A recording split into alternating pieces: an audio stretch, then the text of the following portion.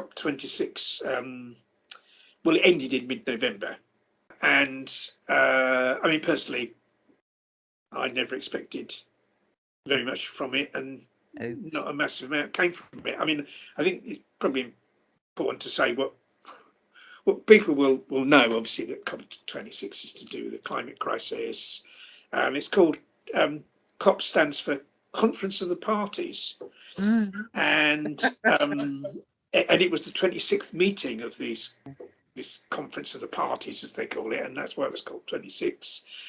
And the so-called parties are countries that signed the United Nations Framework Convention on Climate Change, and that was a treaty that was agreed in 1994.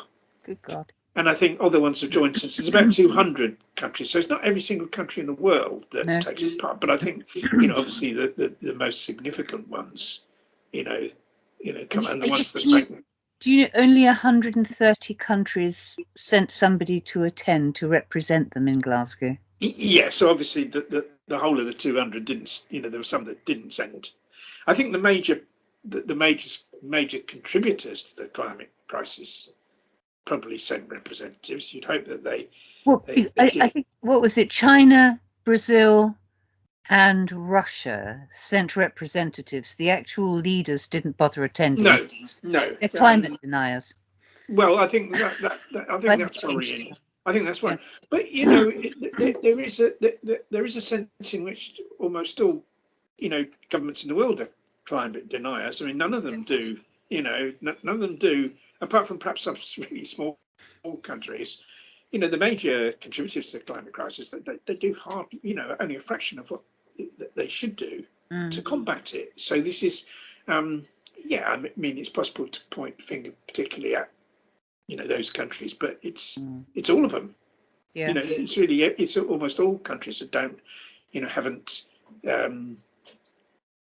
got their head in the sand over this, and we're heading towards disaster unless. I mean, it's already a disaster for other animals. This is the thing. This is what we've got to have to consider. That a lot of the focus is on, or pretty much all the focus is on, what's going to happen to humans, and how are we going to survive, and where I live is going to be washed away, or we're not going to be able to grow crops, blah, etc., and all this kind of stuff. 60-meter rises in sea levels. Yeah, all this kind of thing. That's going to bring the coastline right up to where we are. Well, yes. 17 miles. Probably come as far as Birmingham, and then I'll be in trouble. But the thing is, it's already affecting other animals. Other animals are already dying in their billions. Exactly. As a result, because humans, to a great relative extent, can protect themselves. I mean, there'll be a stage, if it carries on the way it is, where we won't be able to protect ourselves. But we're able to protect ourselves, and people in poorer countries are less able to, of course, and those countries are less to blame for it. They take the biggest hit, the poorer countries. Well, the thing is that the poorer countries, Ronnie, are what's the word? They create only 5% of our problem. So the West is all the modernized countries are so responsible. That's it. Yeah. For what's happening. I mean, what they call, I think the kind of the latest description of those countries, the industrialized nations, is the global north. There's a global north and the global south. I mean, that isn't exactly true geographically, but it's like, there's been different ways of describing the difference between these countries. And global north and global south is the way that it's mainly described now. Global north being the richer countries.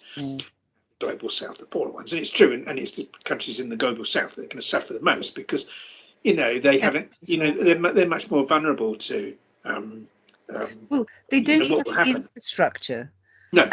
And already a lot of the southern hemisphere has much higher temperatures, much more arid land, a much more underdeveloped society than we have in the northern hemisphere.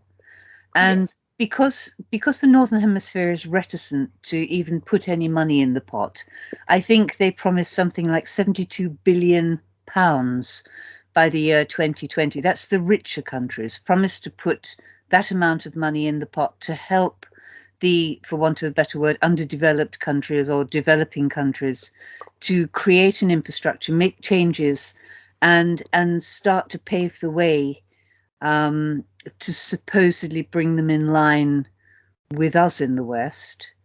They just don't seem to be interested. It's almost as if they don't want the poorer countries to achieve anything that we have. I don't know the reasoning. Well, I've got a good idea of the reasoning behind it, but the fact is that these countries are contributing less harmful living to challenge the situation than we in the West are, and yet we still can't dip in our pockets and give them something to start increasing the standard of living, making what little harm they do even less, because it will show us up.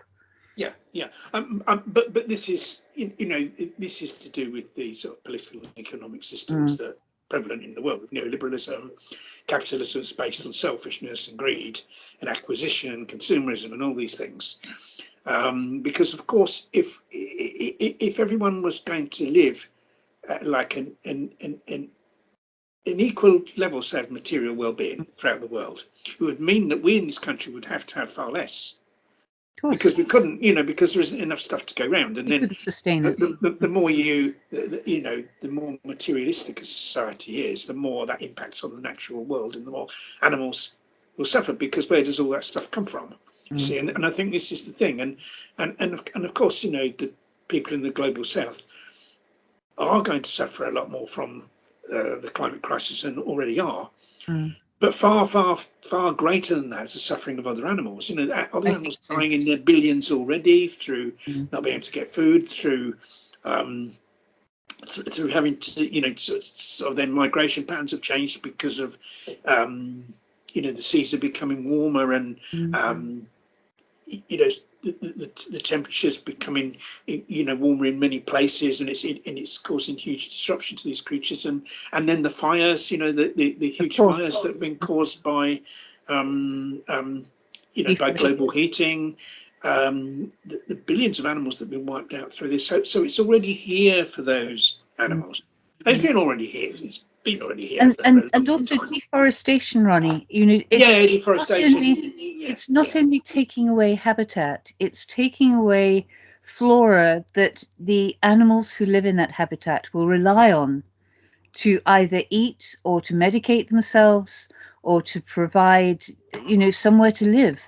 It's just never ending. It's like an awful wave of destruction that people seem to overlook, because as it stands at the moment, their lives are not too uncomfortable.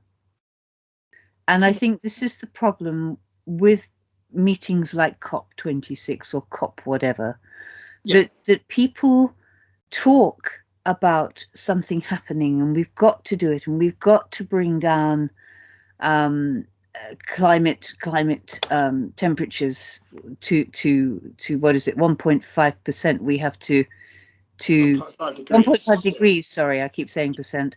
1.5 degrees, and the best we can do supposedly after these talks is 2.4, which is absolute destruction of even more habitat. That isn't going to impact on us so much, because we'll probably all end up using air conditioning and everything else, and find another way of providing our own food. But for wildlife, for animal life and bird life in general, for insects, for invertebrates, for whatever our companion creatures are, and I don't mean things like dogs and cats, or creatures like dogs and cats. I mean everything that we share this planet with. They will suffer before we do, and life will be very, very different if we don't have this companionship. And yet there was nothing mentioned about this at COP26. I trawled through everything, cross-examined Matthew, because he's far better at keeping up with these things than I am. But there was no mention, none at all. I mean, there was a commitment to spend 20 billion to protect forests, and 100 world leaders signed a pledge to end in reverse deforestation by 2030. By 2030, yeah. But the problem was there was no detail in that. No, There was and no, there's no there was no policing. detail about, well, how do we do that? And of course, the main way you do that is ending animal agriculture. Of course. Because that's the major driver of deforestation. In terms of forests being cleared to graze animals, and in forests being cleared to grow food to feed to farmed animals. But there was nothing specifically said about that. There was no detail in that, and nothing said about tackling animal agriculture. That is, that is one of the most important. I think that, and the fact people are terrified of talking about population control. Yes. It's almost as if population control is seen as some awful Nazi thing. It's just shocking that we can't find a way to discuss animal agriculture and population control without people either throwing their arms in the air because they've got money invested in animal agriculture, or people feeling that they're being victimized because they can't overbreed anymore. Yeah, you see, the thing is, we already have the Nazi situation is to do with the overpopulation. Humans are a Nazi species in the sense that we've occupied, we're an expansionist species, occupied the world, taken over territories that are rightfully, other homelands of other animals. And so, what's Nazi about the whole thing is our overpopulation. We're an occupying force, and one of the major factors of that is overpopulation. It's other things as well. It's it's our whole impact on the natural world, and that comes in various ways. It comes through industrialization, it comes through transport. But one of the major factors is overpopulation.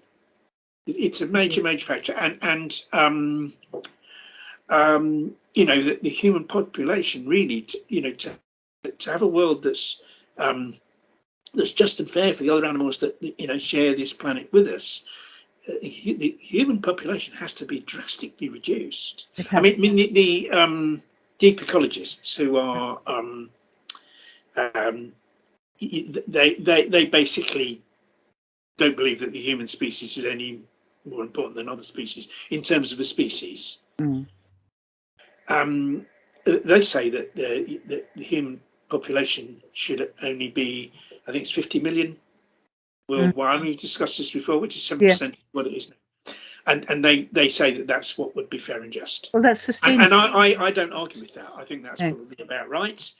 And we need to go about, obviously people have to, not breed as much and need to be encouraged and helped and whatever to, and educated in order not to do that.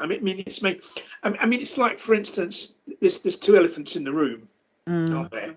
There are. There's like a kind of, but not really two elephants in the room. There's a cow in the room and a great big huge penis in the room, isn't there? Exactly. The cow is animal agriculture and our general, and also, industrialized fishing comes in with that. That's another contributor to, huge biodiversity loss and also to the climate crisis.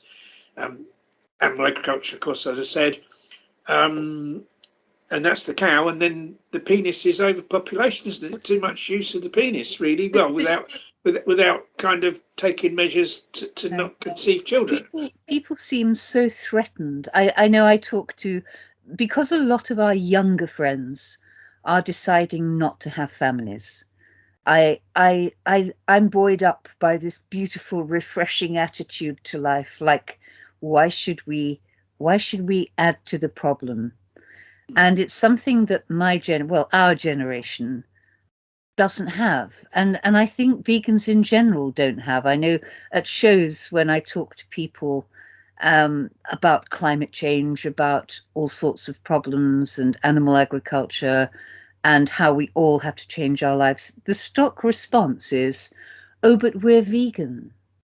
But the thing is, people don't realize that even as a vegan, we have a carbon footprint. We actually contribute to the problem too. We're not angelic. We're not completely devoid of guilt where this is concerned.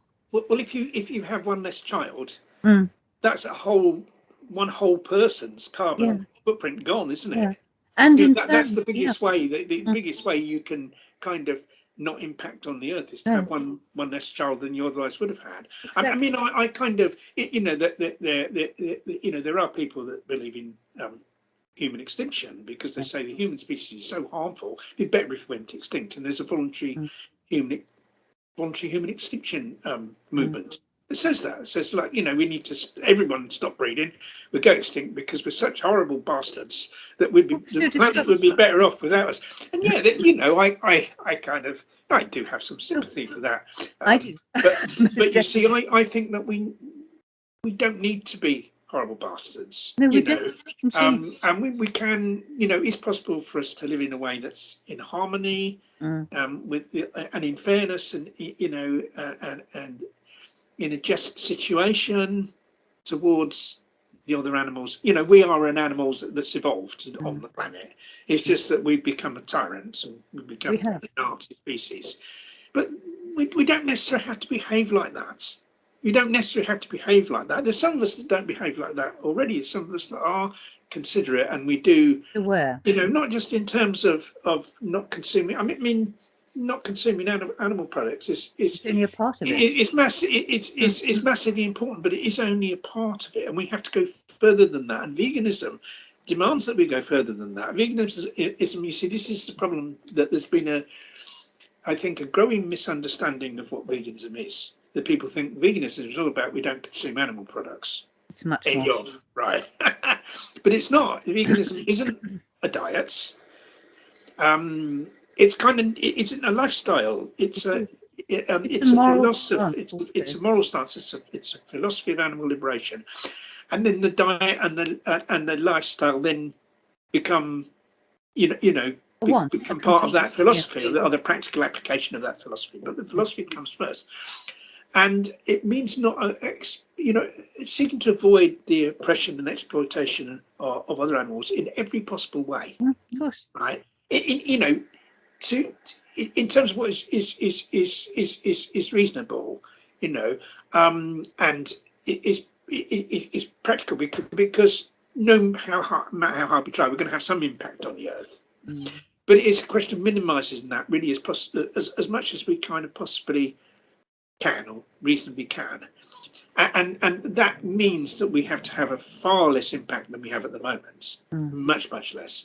And once again, going back to what would be fair and just to people in, say, poorer countries, is that yes, I mean their standard of living does need to improve, but that goes hand in hand with our materials standard of living going down massively, because there's not enough stuff to go around.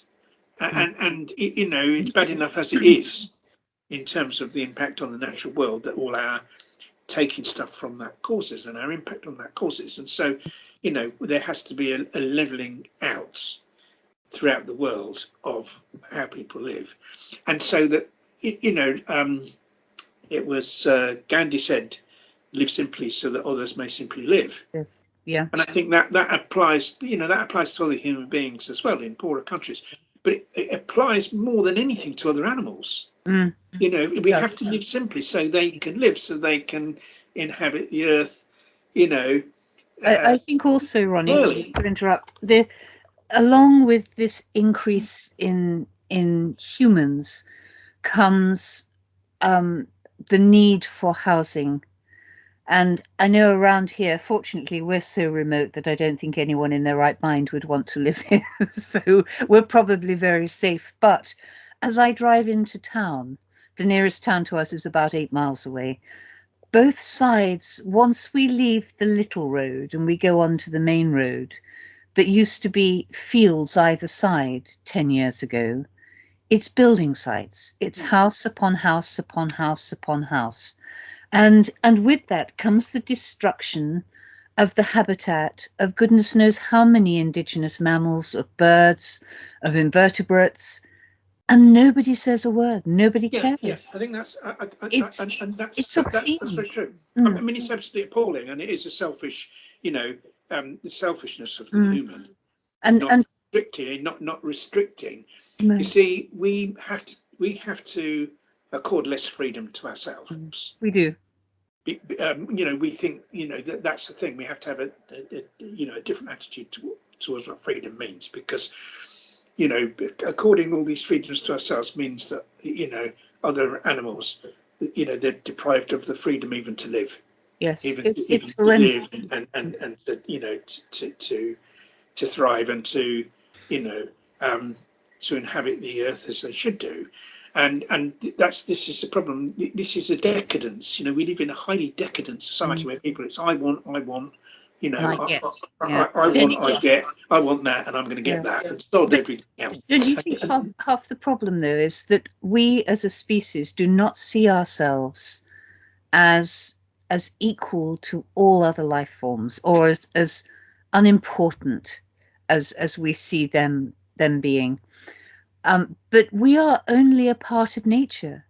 Yes. We're not superior to nature. We are, in the bigger picture, we are just a tiny part of nature. And I think if people looked at our existence with different eyes and adapted, and lost the egotistic attitude of everything is in this world for me and for my benefit, whether it's natural, whether it's man-made, whether it's materialistic, whether it's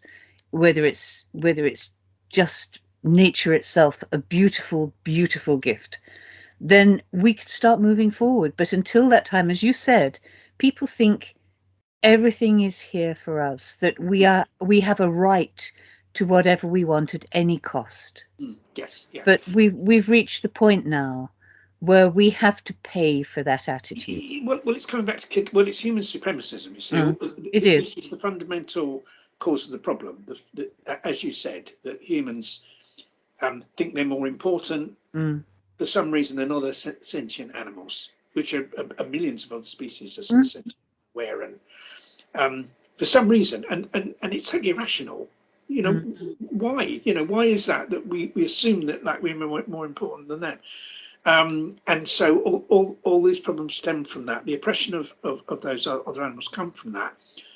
But the climate crisis has come from that. Because if we look at the major drivers of the climate crisis, the two major drivers of the climate crisis, animal agriculture and industrialized fishing as well, and the burning of fossil fuels. And those are the major drivers of the climate crisis.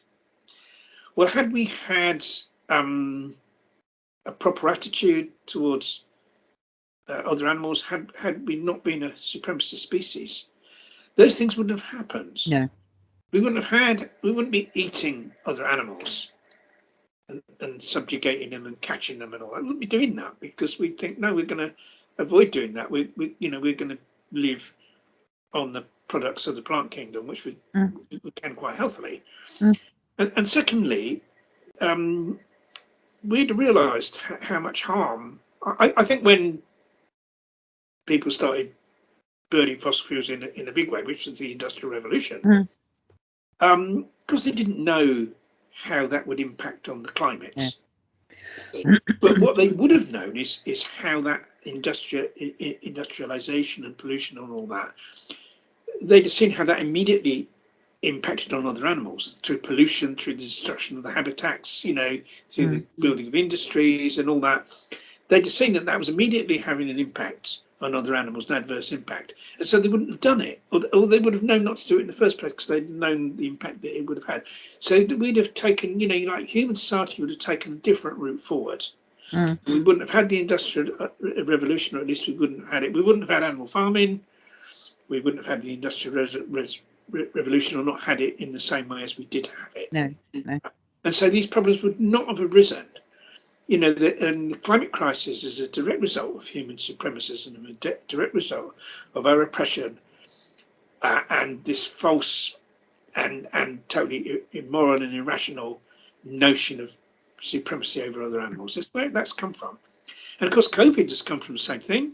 Of course. That's come from almost certainly from wet markets where animals are oppressed, and these diseases, 3 out of 4 diseases that infect humans originate in other animals, and it's comes through intensive farming. It comes through the destruction of wildlife habitat, us going into their habitat where we should keep out and let them live, not interfere. And so the 2 major crises that we face, climate crisis and the pandemic, both have arisen because of human supremacism.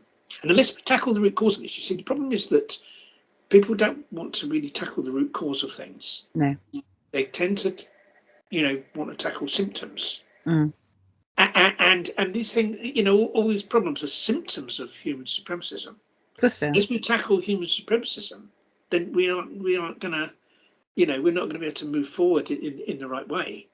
Yet everybody seems afraid of doing that. People are so scared of speaking out, and when I mention things, people often say to me, "Oh, you can't do that because society needs us to be as we are now. We can't change this, we can't change that, because everything is structured to fit in with the way we live, or we live in the way that fits in with the structure of society." But everything can change if people are willing. There can be change. Yeah, structures can change. Yes, there is a structure to society, and I mean it's important that there is a structure. It's important, all societies need structure. Otherwise, you have an appalling situation. But I think we say anarchy, but like anarchism, I think isn't. I think people misunderstand anarchism, and I think anarchism isn't. This conflation of anarchism with chaos is completely wrong. We have at the moment is chaos. This is chaos. Whereas people starving, whether people are filthy rich, and there's wars, and there's famine, and there's disease, and there's the climate crisis. We've got chaos now. This is chaos. An anarchist society isn't a chaotic society. No, it's a highly organised society based on localism, really. And this is where this is kind of where people get it so terribly wrong regarding anarchism. Anarchism isn't the lack of organisation; it's greater organisation than we have now, and that's people playing their part. We need greater organisation of society. And so, and we need to kind of reach that point. And obviously, people have different ideas of how to reach that point, but we definitely need to get there. We have to. But of course, what's happened is, as I said, this human supremacism has come back to kick us up the arse, hasn't it? Because all this stuff about, well, our house is burning, our house is burning, and like we need to get out on the street and block up all the traffic. And not that I'm against that. I think, great, like we need to wake these governments up, and I'm not at all against people kind of sitting in the road and all that. You know what I mean? But where was that when all these other animal species were being wiped out? Where was that when their houses were being burnt down? We've lost, what is it, 60-70% of natural habitat. Is it wild mammals? I think in the last 50 or 60 years, it's simply horrendous. There's some calculations that by 2026 there'll be none. No, if it carries on, or none to any kind of, there'll be there's individuals, but there'll be decimation of of wildlife species. Where's all the protests for that? And that's been going on, for decades and decades, even hundreds of years, where other species have been wiped out through human activity and through our adverse impact on the environment. Where was all the fuss then? Just a few people maybe raised their voices and tried to make and they were all lost. But of course now that it's the human, oh my God, oh dear, what about my children? And I need to sit in the road and all that. Well, great, I'm good that you're doing that, and finally something's like kicked your ass. The penny's dropped. But it's only when it's the human you know, and this is the difficult, and of course even then there's like, you know, so many humans that don't do that and don't agree with that and think that, like, oh, someone sat in the road and I couldn't get home in time to watch Big Brother, and so like I want draconian legislation to put these people in prison for 100 years, you know.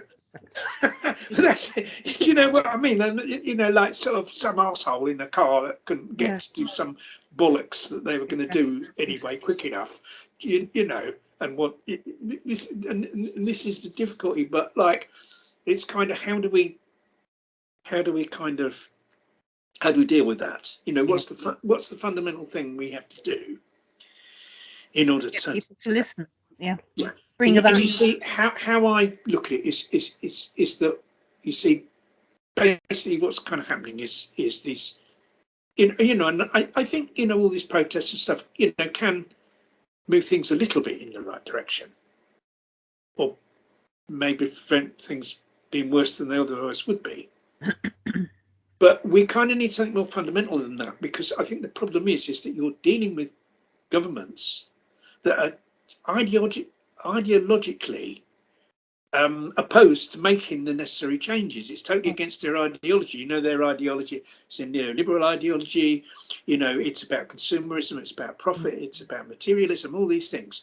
And while that is at the root of their ideology, the change you're going to be able to kind of squeeze out of them is only going to be really tiny. So we have to change.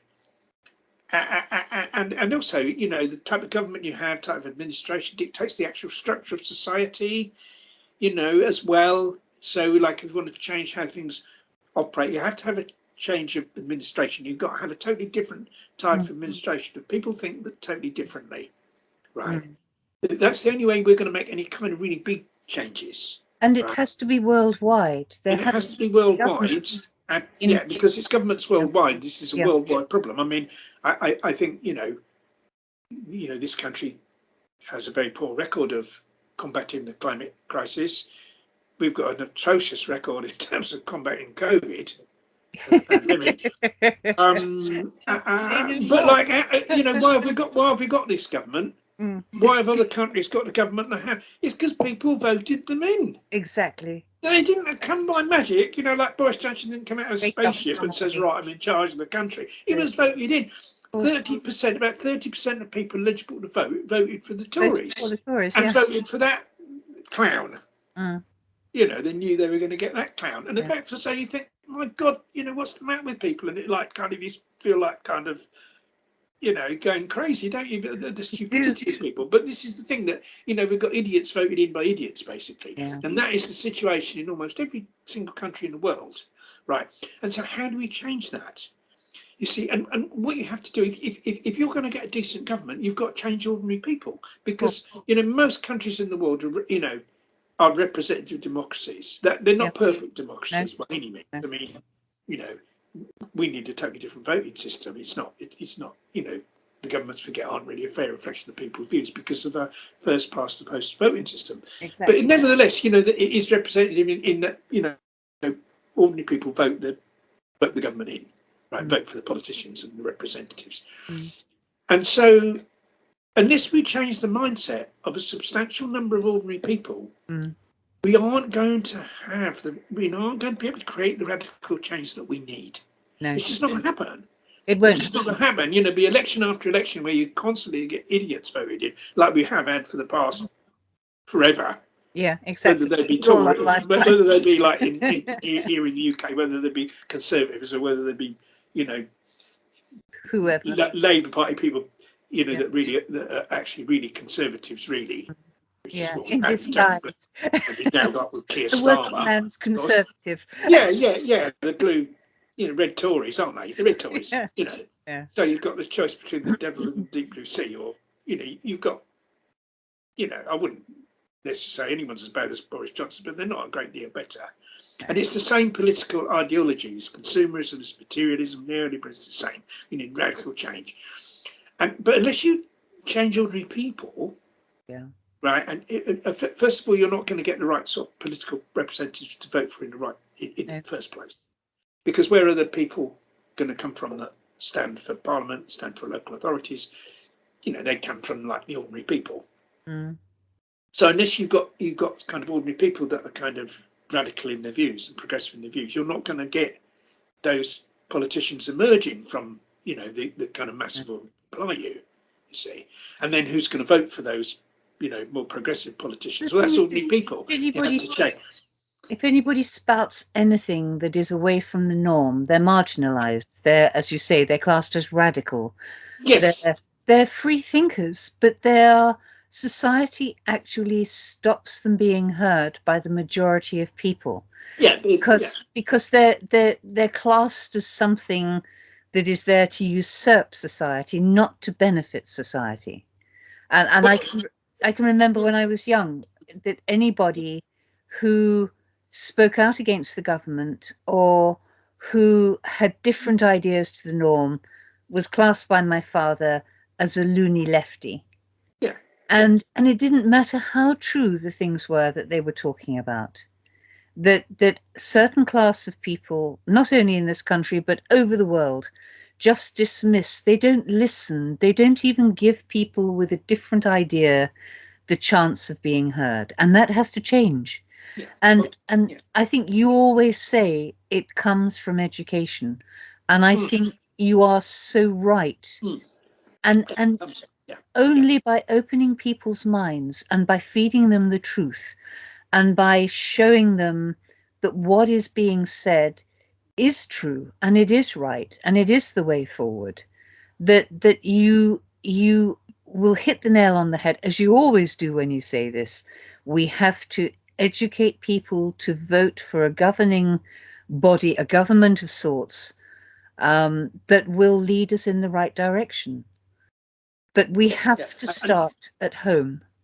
Yes. And I think, you know, if you're going back to your father, where did he get those ideas from? He wasn't born with those ideas. No, those ideas were put into his head. Yeah. You know, it's through propaganda, it's through the media, it's through all these things that people get these ideas in their head. And all the time, people are bombarded with this propaganda to get them to consume, to get them to support the existing system. And not to rock the boat. And not to rock the boat. And of course, it's people with money that are able to kind of pay for this propaganda and, you know, finance it and drive it. We've got to counter that. We have to counter that. If we're ever going to get anywhere, we've got to kind of, you know, our voice has got to be heard by ordinary people. They've got to be in receipt of information that comes from us, that shows them that, you know, there's a different way of living where the world could be a better place, not just for them, but for all inhabitants of the world, including and that way of living, Ronnie, is not painful. The people who don't want to change always say, "Oh, it's too hard, it's too difficult. You'll have to go without." Well, I've lived the way I do for nigh on 30 years now. We don't have traditional electricity. We don't have traditional gas. We're not short of anything. We have wind power and solar power. We live gently, but we live the richest life in the world. It's interesting. You know, they do surveys about countries, don't they? Which is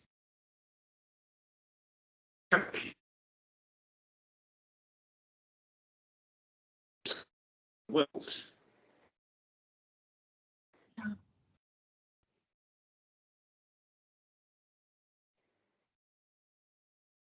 Where Wenda, you're frozen, Steve. Yeah, you're frozen. Am I? Okay, no, I think we're back now. Okay, yeah, it seems to be. We're back. Good. Yeah, I'll say that again. It's like where they have these surveys about which is the happiest country in the world. You know, they kind of ask people various questions, you know, and kind of come out a list of that, you know, well, and it's not the USA, it's not the UK, it's not these kind of highly materialistic, industrialized, consumerist countries. I think it's Bhutan, something like Bhutan, where people live a really simple life, and they're the happiest people. You don't need all these material things to be happy. You need proper healthcare. Of course you do. You need shelter against, you know, the weather. Yeah. You need decent food. You need a certain amount of power. Obviously to keep it warm and to operate things. People need comfort. There's no you don't denying. need really. Why do you want much more than that? And the striving for more than that, and is what kind of causes unhappiness, because people strive for things and then they're not able to get those things. And they It's a bit feel like hard the Buddhist thing about desire, isn't it? That unhappiness is caused by the frustration of desire. So if you don't have desires, you're not going to be unhappy, because you're not going to have desires that are frustrated. And I think that's okay. I mean, where I disagree is like, that can be applied to someone's desires for what they want for themselves. Yeah. But there is a desire. You say, I want animal liberation. Yeah, That's exactly. a desire. Don't we all? Yeah. And no one's going to say to me, oh, you shouldn't have that desire. Because You if you don't have it, if you don't get animal liberation, you're going to be unhappy. Of course you want that desire. And I want people not to starve, and I want people, not to be ill and all these things. And that's quite right. Yeah. So that's probably where I disagree a little bit with that Buddhist approach, if I'm being correct in how I'm analysing. Yeah. But you see, so this educational effort, what's that going to be? Where we change people's mindsets so people, have a different view of the world and people vote differently. And in my view, it's vegan education. It's educating people to become vegan. Of course, that's the first step. Yeah, because you see, the most fundamental injustice in the world, and the most horrific form of oppression, certainly in terms of the amount of slaughter and suffering that it causes, is the oppression of other animals by humans, is human supremacism, human imperialism, and that kind of dwarfs all the others. Not that those others aren't important. Where people are being oppressed by other people, that for those people being oppressed, yes, I mean, that's important, and that needs to be ended. But it kind of lies at the kind of root. It lies at the root of everything, really. The oppression of other animals, and educating people to go vegan tackles that, deals with that. It does. Is the most radical for someone to become vegan in terms of, and I mean not someone who's a plant eater, not just someone who consumes a vegan diet, but vegan in terms of their philosophy. That they are opposed to the oppression of other animals. They want liberation, and they're going to try and live according to that. Right.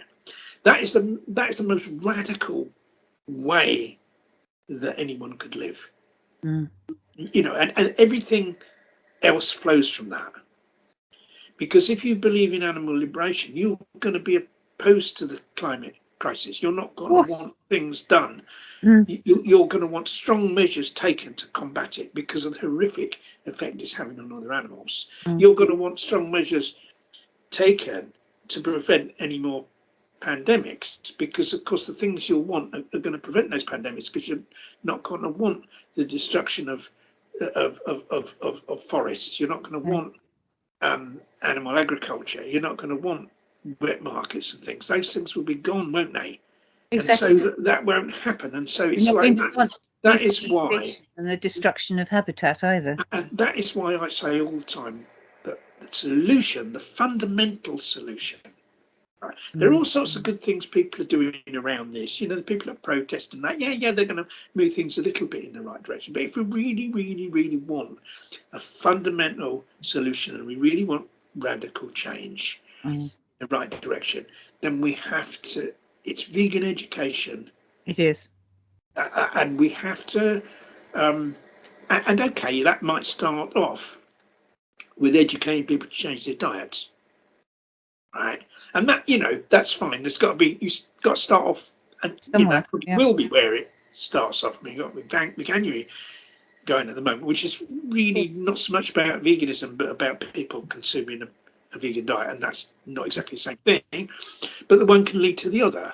That door's open. Someone learns about why it's important to consume a vegan diet, and then they can go on to expand the way they think, and to think about other ways that animals are oppressed, and those people can. It does. I think people's desire, or their need to learn, even during veganuary, even for 1 month, it's instinctive that people will want to know more, why they're not eating this, why they're not eating that, why they shouldn't eat these things, and during their journey of getting this knowledge, they're going to stumble across, whether they want to or not, a whole gamut of other things that all relate to animal liberation.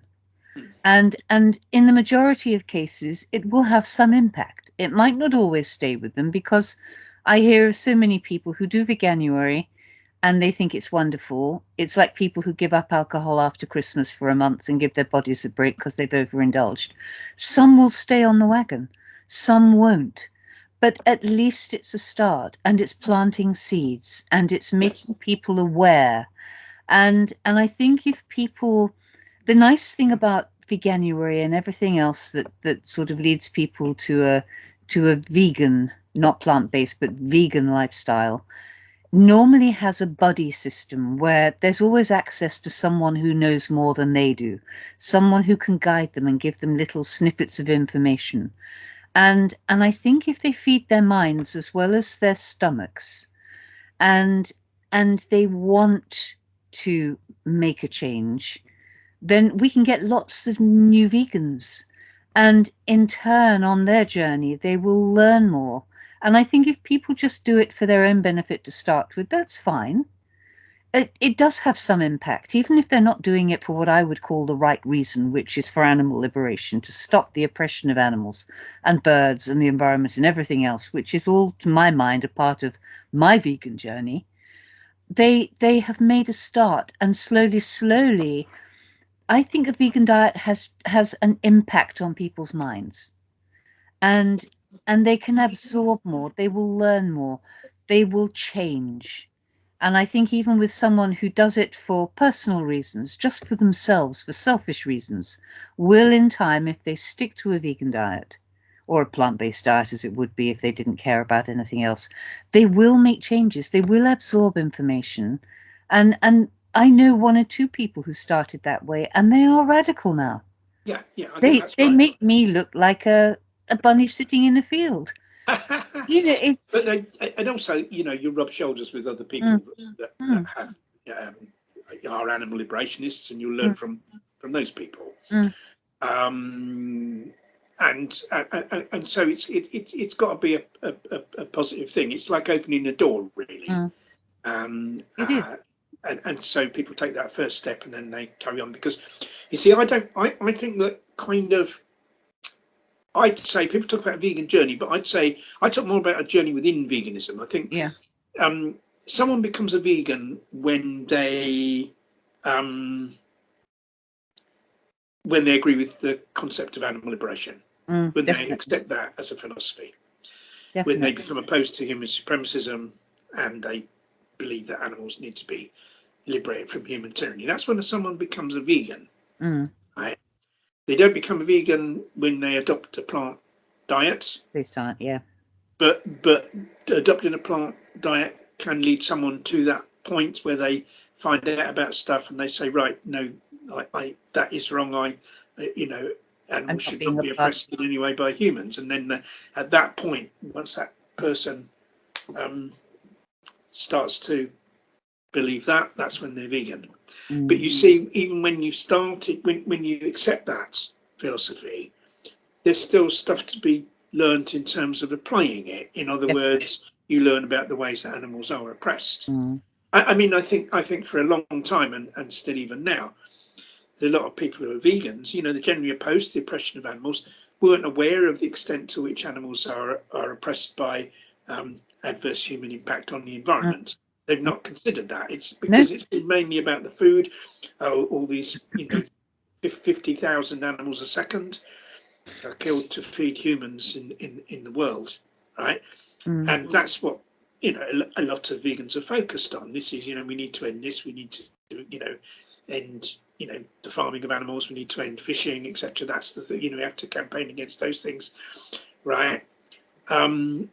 Without being really aware of this other huge area of the oppression of other animals, which is human impact on the environment. But once those people become aware of that, Mm. then they can resolve, right, okay, I need to factor that into my lifestyle and the choices I make as well, now that I'm aware of that.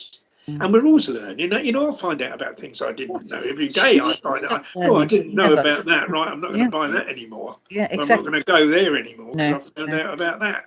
And it's like, we're all, we're all, learning. I mean, some are more to learn than others if they've only just kind of become. I think anyone who says they know it all is completely disillusioned, and not a absolutely. It's completely. None of us know it all. We continue striving to do our best and to learn more and to to not just live. It's not just about this kind of avoidance thing. You see, veganism. It's not just about I don't eat that, and I don't go there because I don't want to contribute to the oppression of other animals. That's not enough, because what about all the other people that are still contributing to it, and what about all the people that are still organising it, and and kind of the main players in these things happening? What about all that? We need to, it's not enough just to be avoiders. We have to be activists. Definitely. It's really important. Otherwise, if someone is a genuine vegan, that they believe in animal liberation, then it kind of must really come as a matter of course that they would want to be activists. Definitely. Because if they want animal liberation, how's that going to come about? Well, there's still all these other people involved in oppressing other animals, and if nothing's done about them, you see. So I think that it's part and parcel of being a vegan that people should be active in spreading the vegan message, and that doesn't mean that going out and preaching. People have to do it. Some people will want to kind of go out on the street and do stuff and talk to people and campaign and do all that. Yeah, some people are like, or some people might want to do even more things, like glue themselves to McDonald's or something, and publicity, or but other people, I couldn't do that, I'm shy, or whatever, or I've got these family responsibilities, but there's loads of ways. I mean, just like for instance, we're in the process, with Veganuary, like our local vegan group. We had about 8,000 leaflets printed. That's wonderful. For Veganuary. Veganuary, and we're in the process. I think we're going to get them all delivered. We're going to get them all door dropped locally. Excellent. Through people door drop in their own area, or an area of their choice. In one of the local towns that we cover. And we did a Christmas campaign. We distributed leaflets urging people to have a compassionate Christmas, and leaflets from Animal Aid and from Viva, that both of them, they very kindly supplied us these leaflets for nothing, and many thousands of leaflets. Excellent. And we actually distributed 8,000 of those leaflets through 30 volunteers that were involved in that. And that was just like going along, putting a leaflet through someone's door, just kind of, a few of us dressed as Santa, and we gave them out in the town centre of our largest town. What could be easier than that? What could be easier than that? Just in your own time, just go around the street. Just, takes an hour to deliver 100 leaflets, maybe. Anyway, everyone can do that. Everyone can have leaflets with them and leave them on public transport, or leave them in the library, or all the time. Everyone can do something, and it's not just about the shouty, scary things that some people might be frightened of. It's like a very, very simple. I think also engaging people in conversation. If something comes up in conversation, even in a regular situation, like milk, they'll say, "Oh, do you want milk with your tea?" And you say, "Oh no, don't worry about it. Do you have any soya milk?" And they'll say, "No, don't worry, I've got it with me." And they'll say, "Oh, are you allergic?" "No." And you can have conversations about the cruelty involved in dairy production in a gentle way that doesn't freak people out, but it leaves them thinking. It leaves them a little bit shell-shocked, but without the gore, but with the facts. And that, now when I was younger, no, I wouldn't have bothered. I would have just hit them with whatever. But I think as one matures, there's a way, and I think it's equally as effective as in your face stuff. But it's nice just to plant a seed and just to have a quiet conversation, rather than grabbing them round the throat in a nose-to-nose conversation like you so-and-so bastard. Yeah, I mean, I don't think that. I mean, being nasty to people, no matter how much you like to be puts nasty them off. to people, I've learned over the years. You can't expect a person to become vegan if you've been nasty to them. That isn't how human psychology works, really, is it? So you've got to be nice to people, even if you do want to kill them. Exactly. And I've got a saying which is like, sometimes when you haven't got a machine gun, you have to make do with a smile. Exactly. Which just means that people are annoying. People can come up to the stall and be arseholes, some of the things they say. But like, you've got to be nice and pleasant and talk. Because I've had an experience of a bloke who was like that once, and when I met him a few years later, he'd become vegan. It's because I wasn't horrible to him. If I'd been horrible to him, he wouldn't have become vegan. Sure. So we've got to try and kind of hold back on these feelings of like anger and that we feel to people and I think what's really important is, I think COP26 was a clear indication that if we rely on our governments and our representatives to actually make change, we're going to be burning when the planet burns. But if we can, I think it's our power. I'm not a great power for the people person, but I think we have the right of control of our future. And I think it starts with veganism. Yeah, well, you see, the governments we get depend on how the people are. It's people that vote the governments in. You see, this is the thing, and this is like kind of what kind of needs to be realised. As I said earlier, we've only got the government we've got because people vote. They only got Donald Trump in the USA, that lunatic, because people voted for him. And they still want to vote by magic. He didn't appear by magic, out of some thing that had been conjured up. People voted for him. So if we're going to change the type of government we've got and say that we have governments that make the right decision, I mean, to me that's a transitional phase, because at the end of the day, I don't believe in nation states. I think they're just created by violence. And, we need a world administration and then various degrees of decentralization and localization within that. That would kind of be, similar to, I suppose, what anarchists would kind of want to have. But in the meantime, I think that we can start by at least changing type of government that we got, and then once we do that, then we can gradually change that as well. But we have to. The first step is to gain that political ascendancy, where we're the ones that call the shots, where it's our people that are in government. There is our representatives. And the only way you do that is changing enough people, the mindsets of enough people, so that those people vote the right way. And I say that the way to change the mindset of people, if you get people to become vegan, at least to start by consuming a vegan diet and living differently, thinking differently, then you're going to do that. And we haven't concentrated enough on that. I think that there's a sense in which there's been too much protest and not enough education. Exactly. In other words, that because I don't like that, I'm going to protest. I'm going to go to the placard and I'm going to shout, and it makes me feel good. But like, analyse that. What difference does that kind of really make? Actually make none. And often when you analyse it, you can think, it hasn't really. It's made me get something off my chest. But it isn't about us getting something out of our chests. It's about I think creating change. I think we need to uphold the right of protest. Yes. And that has to be factored into whichever government we have, because the government we've got at present is doing everything in its power to make sure that we can no longer voice our pleasure at anything.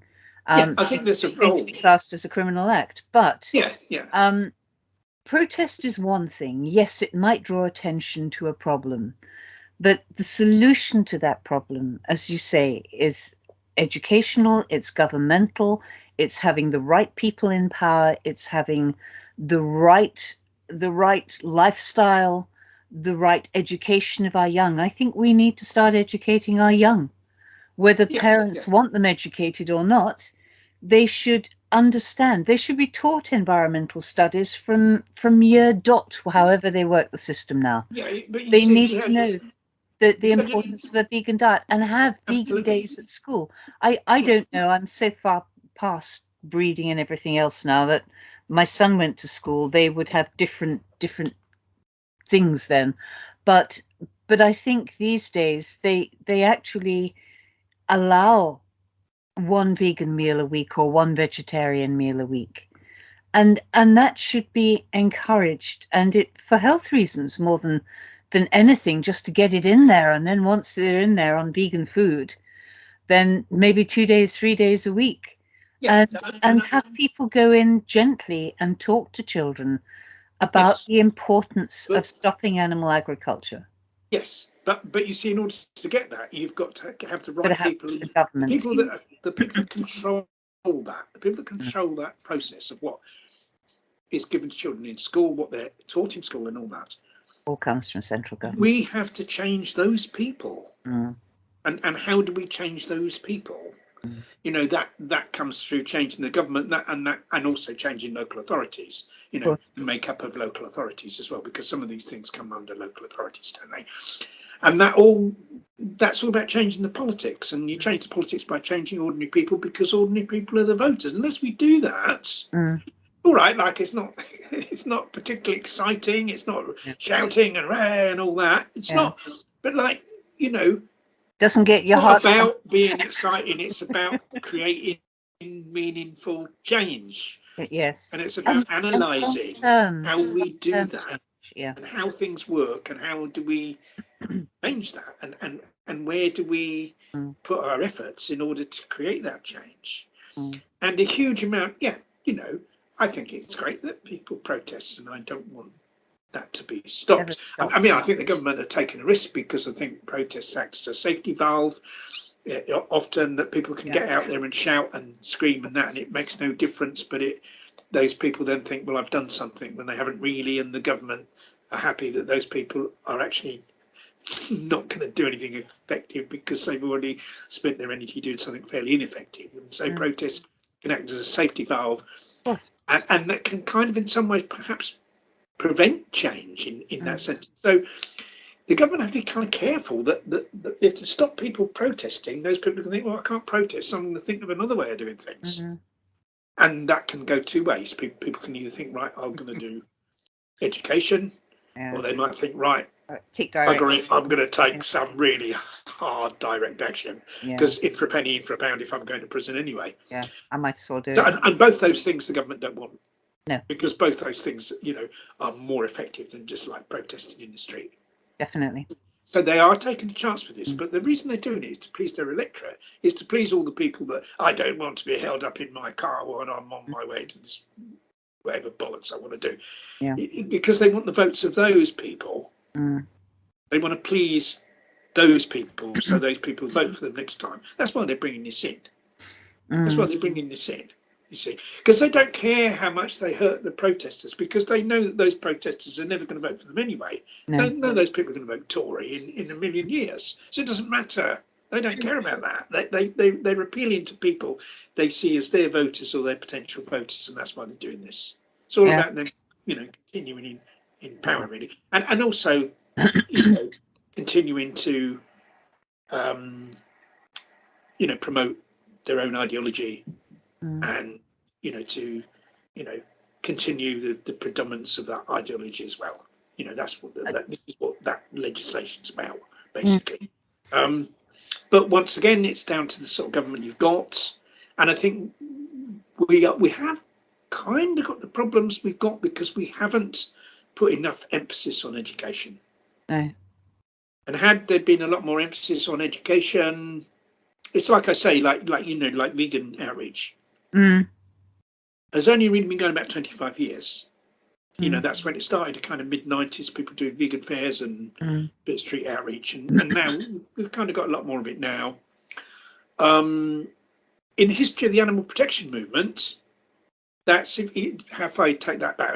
All right, the RSPCA was founded in mid 18th century. It's like, we're 150 years or something. If we go back that far, it's only really, really recent that kind of we had a radical sea change in the 70s where the concept of rights arose, and definitely there are all these books written, about animal rights, animal liberation, and all that.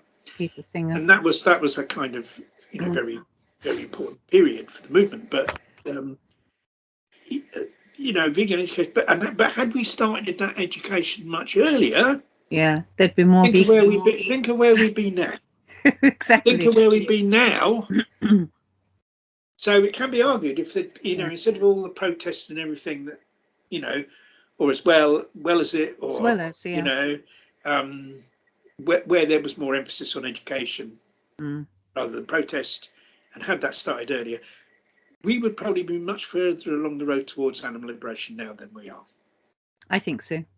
But the thing is, the way that animal liberation was carried out in the 70s suited that time.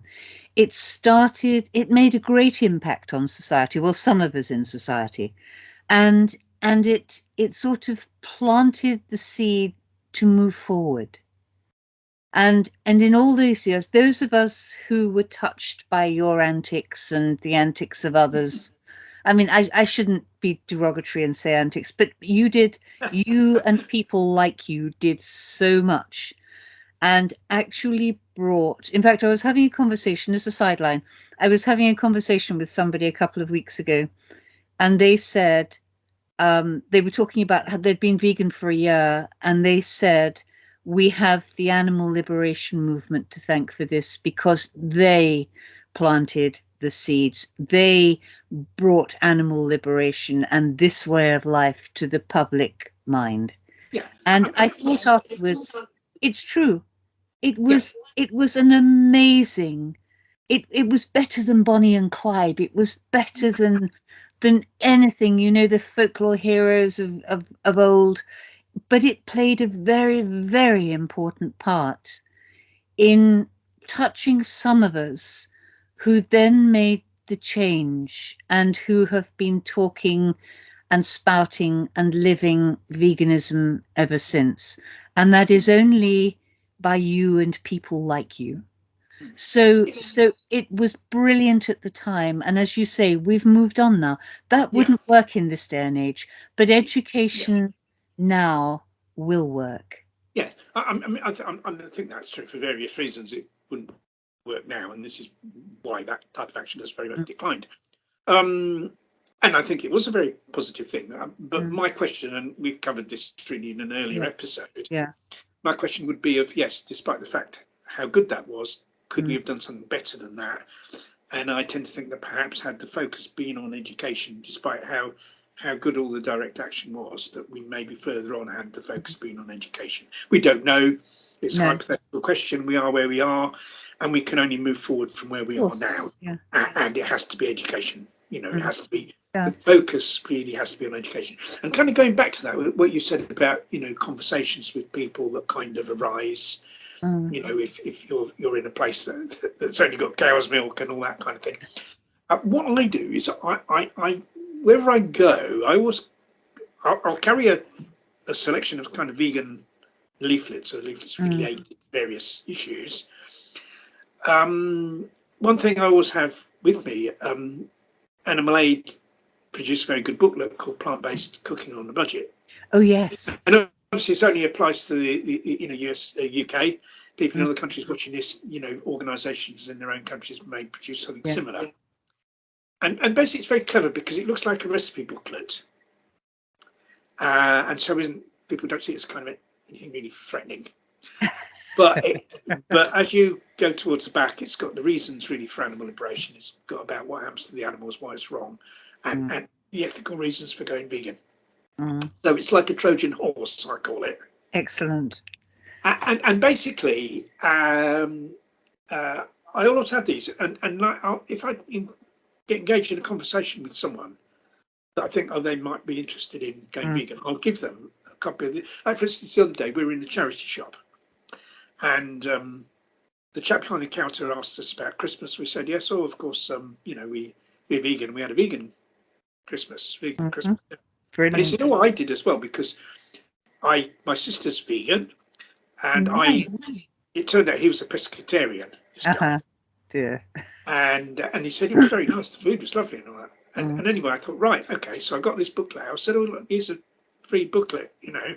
And he went, oh, thanks for it. Can I really have this? Oh, yes. And you know, lovely recipes. And I thought, right, yeah, give him that. You know, and I do it all the time. I'll get into conversation with people, and you know, if they express any interest, kind of whatsoever, out comes the booklet. Yeah. And then they can go home and look at it. And I think this is something everyone could do. Everyone could kind of carry something like that around with them. It doesn't necessarily have to be that booklet. No. There are probably other ones, but that's a really good one. And I'll always have them in me, like in my man bag thing. You know, I'll always have that. You know? That sounds a bit dodgy, doesn't it, man bag? Isn't it just? Anyway, you know, in the shoulder bag, shall we say? Does that sound better? That's better. That's more acceptable. Dear, oh dear, what's he fumbling about in his trousers for? Anyway, so and I'll have, you know, other leaflets in conversation. Like I'll have some animal aid do one about horse racing. I have that. I might get in a conversation with someone that's keen on the horse racing. I in the book have a bet, and I go have a look at that. Oh, you know? Yes. You know. I mean, I used to when I was a kid. I used to get my dad to put bets on for me. I didn't realise I talked about what was going. Oh, it's the horror of the, you know, slaughter of the horses and all that. And people don't know.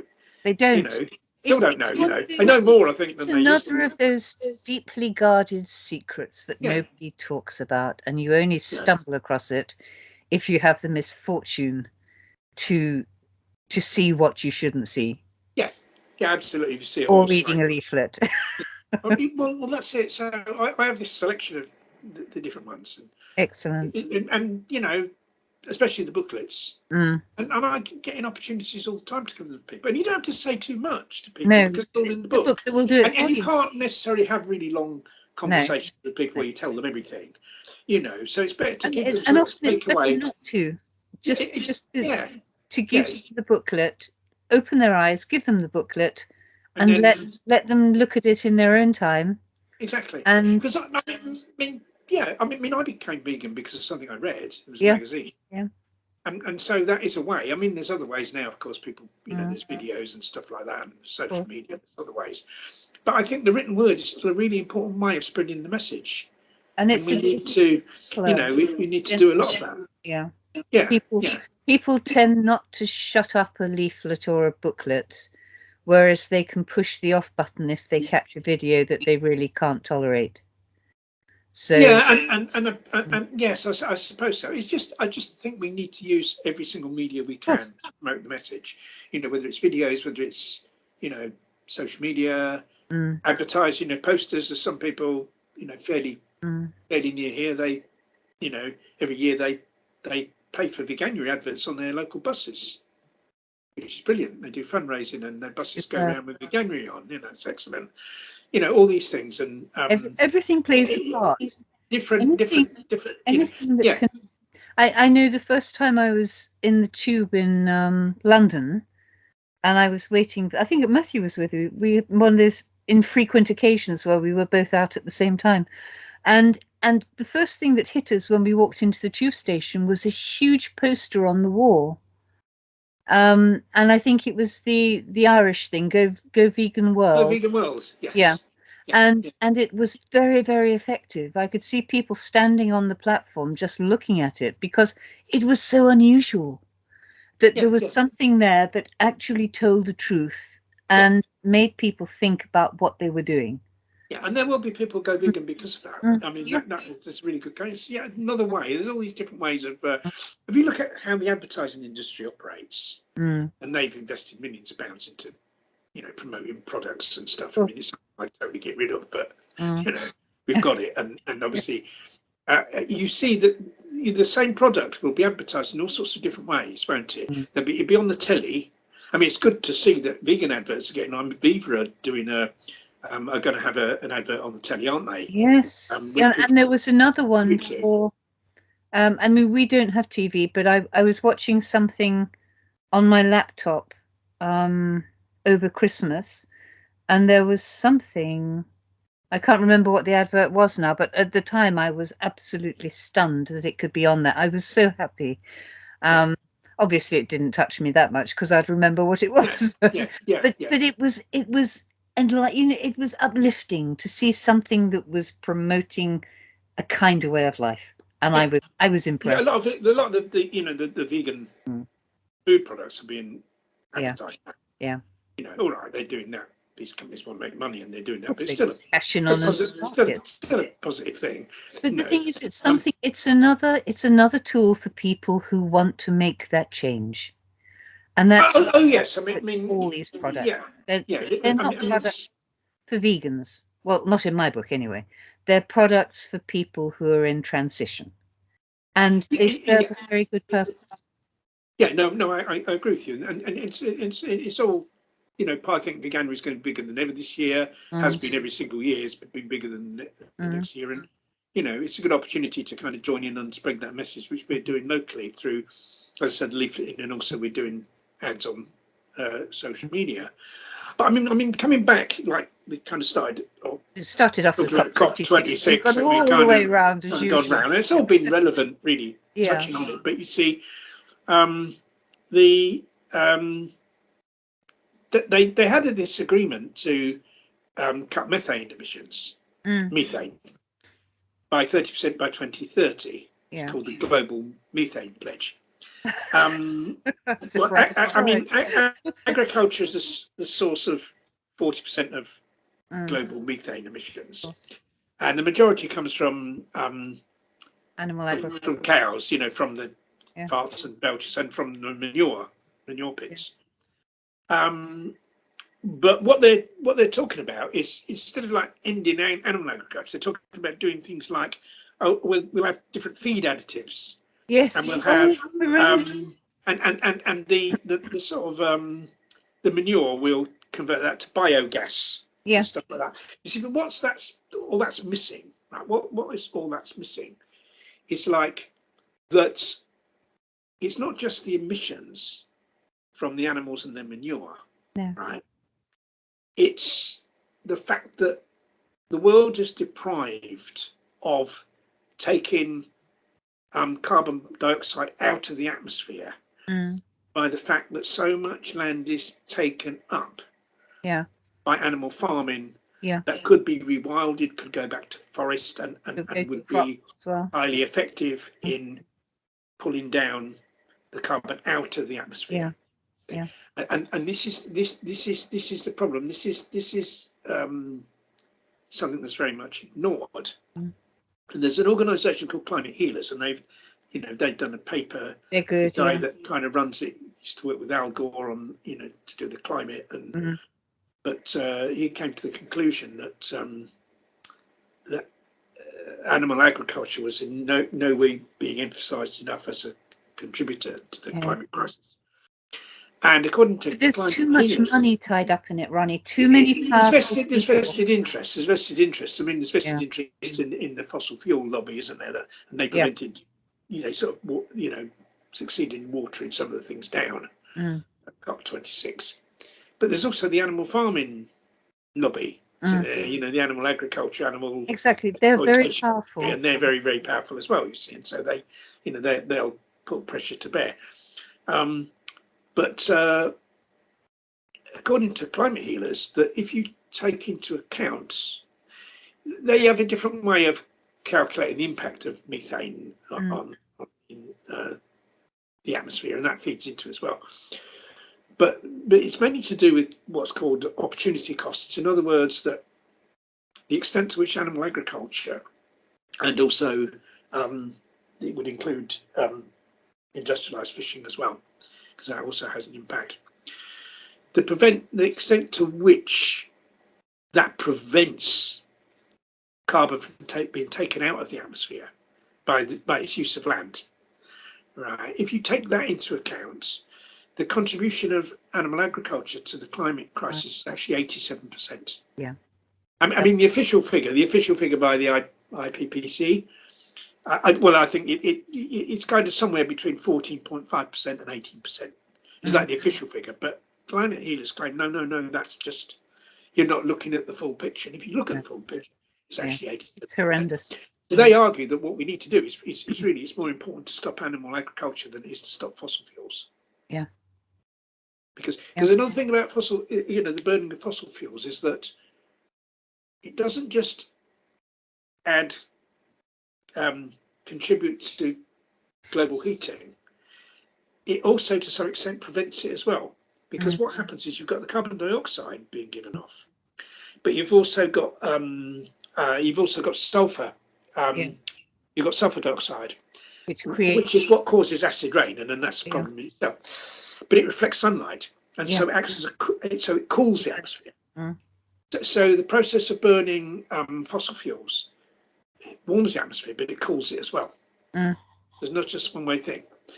And the cooling effect of it is becoming less, because what's happening is a lot of these places, power plants and that burn coal and other forms of carbon, they use like scrubbers to take the sulfur dioxide out. You see, so that cooling effect is no longer happening, so that's becoming less.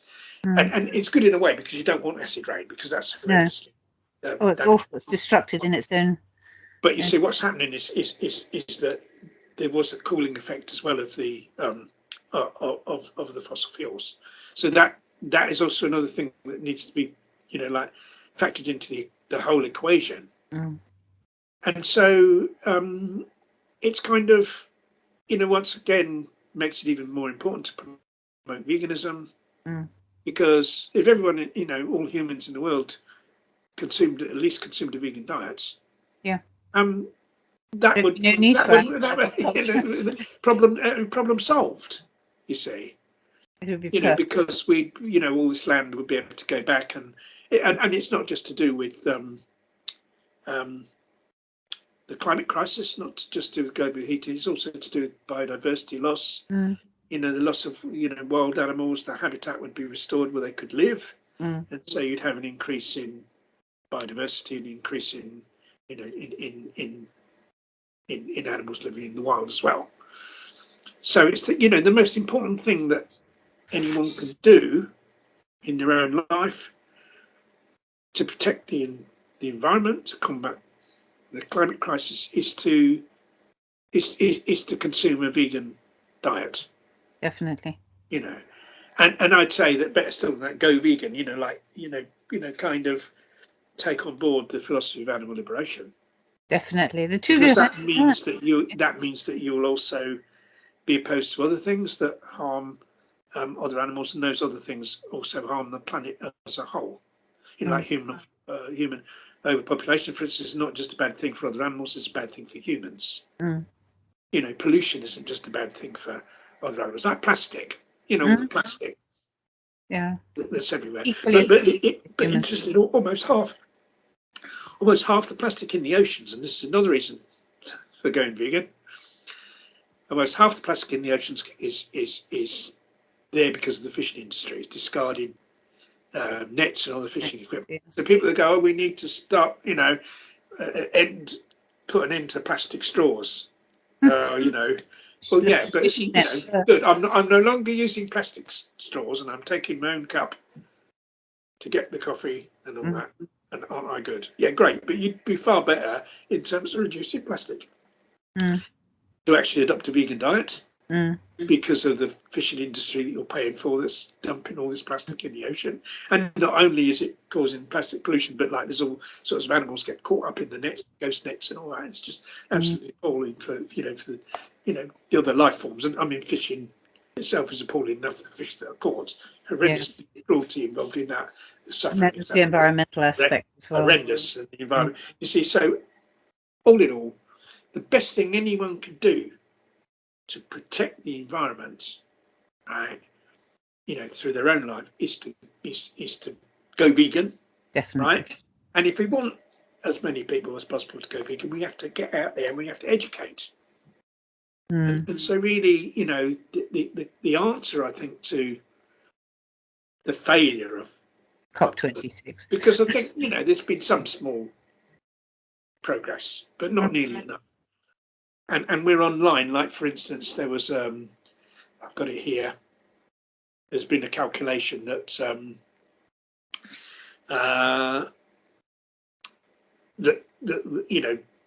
the lack of commitment by states throughout the world to combat the climate crisis, it could lead to an overall increase in emissions of 13.7% compared to 2010 levels. So it's still on course to be more and more. Yeah. With kind of what they're doing. So it's a massive failure. And as you say, it's so frustrating to see these governments all over the place absolutely fail in their duty to protect the planet. But we as individuals can do something. Of course we can. We as individuals can do something we can adopt a vegan diet, or better still, go vegan in terms of the philosophy, and also we can educate other people to go vegan. And that's the most important. The most important way, I think, that we can combat the climate crisis is to educate other people to go vegan if we are vegan already. Definitely. And so that, that's, it's a thing I've probably said a million times now, the importance of veganism. And everyone can do it. Everyone can do it in their own way. And if we all did it, just think of like how many vegans there are, or people consider themselves vegans. There's like, there was a survey done just recently that came out with some like really high figure, wasn't it? Was it 5%, 7% or something of people are vegan? Yeah, definitely. I kind of questioned that a little bit, because I do. How do you define, what is vegan? What question did you ask people?